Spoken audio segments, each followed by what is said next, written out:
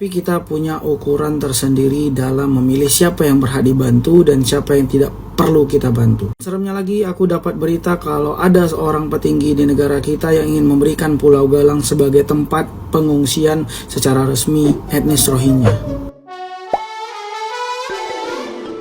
Hola netizen yang tercinta, Polres Lok Semawe berhasil menggagalkan pelarian pengungsi Rohingya dari tempat penampungan di eks kantor imigran Lok Semawe pada Jumat 8 Desember 2023. Selain itu, polisi juga menangkap 3 warga yang membantu pelarian pengungsi Rohingya itu. Kapolres Lok Semawe, Kompol Henki Ismanto membenarkan hal tersebut. Dia menyebutkan ketiga warga itu adalah RM, HU, dan DA. Henki Ismanto menjelaskan pengungkapan kasus ini bermula dari laporan yang diterima oleh pihak kepolisian bahwa dalam 2 pekan terakhir puluhan pengungsi Rohingya berhasil kabur dari tempat penampungan. Hasilnya, pihak kepolisian berhasil menggagalkan pelarian 6 pengungsi Rohingya pada Jumat 8 Desember 2023 dini hari. Warga Rohingya yang berhasil kabur dari kamp penampungan lalu dijemput oleh 3 pelaku. Tidak hanya dijemput, ketiga pelaku juga memfasilitasi warga Rohingya itu untuk kabur ke Sumatera Utara. Selain menangkap para pelaku dan warga Rohingya, aparat kepolisian juga berhasil mengamankan sejumlah barang bukti, di antaranya sebuah mobil minibus, KTP, dan uang tunai sebagai modal awal untuk mengangkut warga Rohingya dari Lok Semawe menuju ke Sumatera Utara.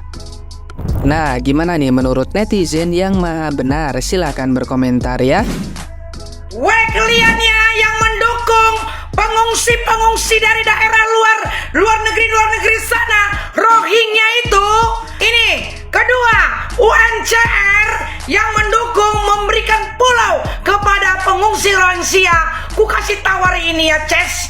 Kami di Batam sangat-sangat menolak kalau ada mereka pejabat atau segala macam lah yang mengurus UNCR ini memberikan pulau kepada pengungsi yang orang-orang hitam itu dari Myanmar, dari entar mana aja nggak tahu kali aku. 4 hari yang lalu kami berjumpa dengan calon wali kota 2024 di Pulau Batam ini, Bapak Amsakar. Kami masyarakat, para pedagang tos 3000 khususnya udah menuntut supaya Pak Wali Kota yang akan dipilih 2024 ini memperjuangkan supaya masyarakat ini benar-benar diperjuangkan haknya. Bila perlu segala milik swasta dibeli oleh pemerintah di Indonesia ini diberikan kepada masyarakat. Dengarkan baik-baik, dengarkan masyarakat semuanya. Jangan lupa up supaya mereka tersadar yang mau memberikan pulau kepada orang-orang pengungsi itu. Oke? 3 periode penggantian pemilihan wali kota semuanya belum ada ke titik terang, titik jelasnya. Harapan semua masyarakat bahwa wali kota 2024 ini memberi respon yang positif, memberi kehidupan yang positif, yang nyaman bagi masyarakat, khususnya pedagang Pasar Induk Batam. Oke, semuanya semangat. Kami siap berperang. Mantap. Pengungsi Rohingya ini merasa sangat senang tinggal di Indonesia karena sudah dibantu. Anda sudah dibantu tapi tidak tahu arti terima kasih dan tidak punya adab. Udah dikasih makanan malah dibuang-buang. Selain itu, pengungsi Rohingya ini ingin tinggal dan menetap di Indonesia bersama keluarganya. Oh no, tapi walau bagaimanapun banyak masyarakat Indonesia yang tetap menolak keberadaan Rohingya di Indonesia. Kita kalau tinggal di tempat atau wilayah orang lain setidaknya gunakan attitude dan tahu cara menghargai kebaikan orang.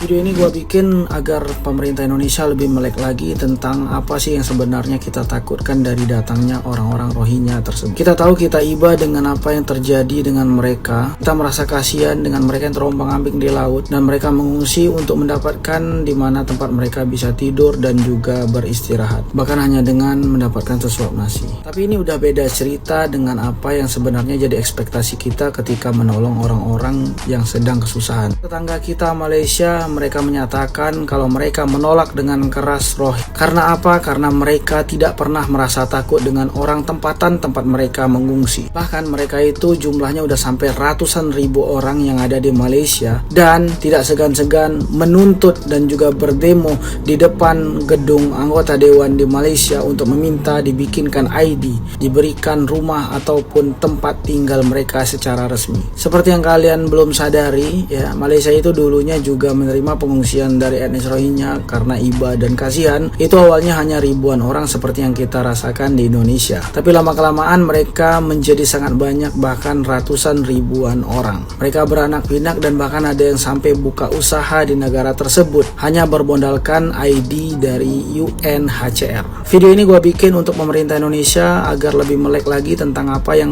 sebenarnya kita takutkan ke depannya yang akan menjadi chaos bagi negara kita jika pengungsian dari Rohingya ini terus-terusan diterima di negara kita ini. Yang pertama yang perlu kita ketahui, mereka itu bukan mengungsi ya. Mereka itu adalah orang yang sudah mengungsi di Bangladesh. Mereka itu sudah melakukan pengungsian di Bangladesh. Nah, artinya apa? Mereka itu sudah diselamatkan dan dibantu oleh orang Bangladesh. Bangladesh menerima mereka secara besar-besaran dan masif sekali. Kamp pengungsian di Bangladesh pun memberikan mereka jatah, bahkan jatah itu pun tidaklah kecil. Seharusnya itu pun cukup untuk mereka hidup dan beranak pinak di sana, menyelamatkan diri mereka sendiri. Tetapi apa yang terjadi? Mereka malah kabur dan membayar orang yang bisa membawa mereka kabur, dan tujuan mereka itu dan target mereka itu adalah negara-negara mayoritas Islam, dikarenakan mereka akan mudah untuk menerima mereka sebagai pengungsi. Nah, apa modus mereka sampai kita kasihan dan iba menerima mereka di sini?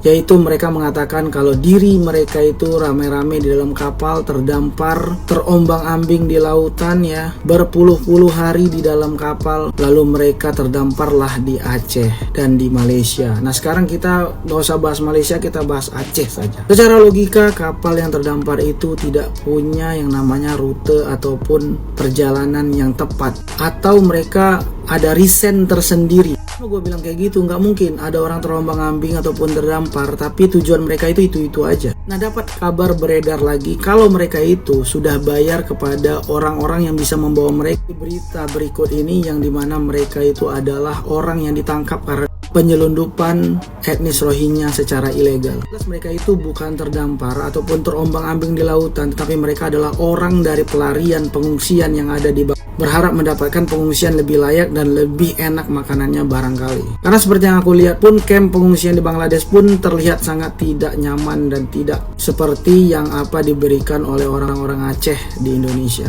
Baru aja aku baca berita ada sebuah kejadian penembakan 4 orang tewas di pemukiman pengungsian Rohingya di Bangladesh. Kenapa itu bisa terjadi? Kalian bisa menjabarkannya dengan opini kalian masing-masing. Dan apakah kalian ingin itu terjadi juga di kamp pengungsian yang ada di Aceh? Dengan sebanyak-banyaknya berita yang kami terima seperti pelarian, mereka yang melawan, mereka yang tidak ingin dipindahkan, mereka yang keras kepala, atau mereka tidak merasa senang ketika makanan mereka sedikit dan tidak merasa puas dengan apa yang disuguhkan oleh orang Aceh yang menerima mereka dan mengungsikan mereka di tanah Aceh. Urusan Rohingya, kita memang boleh iba, kita memang boleh merasa bersalah, kita memang boleh merasa terhenyuk hati kita dengan apa yang terjadi genosida ini. Tapi yang perlu kalian ketahui adalah ketika mereka sudah dapat pengungsian di Bangladesh, itu sudah bukan urusan negara kita. Karena mereka itu sudah dapat pengungsian di Bangladesh, mereka sudah selamat dari pengungsian dan juga terusir dari negara mereka. Boleh membantu orang, kita boleh iba, kita boleh kasihan, kita boleh memberikan hati kita kepada sesuatu hal yang seharusnya bisa kita bantu dengan segenap hati kita. Tapi kita punya ukuran tersendiri dalam memilih siapa yang berhak dibantu dan siapa yang tidak perlu kita bantu. Seremnya lagi, aku dapat berita kalau ada seorang petinggi di negara kita yang ingin memberikan Pulau Galang sebagai tempat pengungsian secara resmi etnis Rohingya.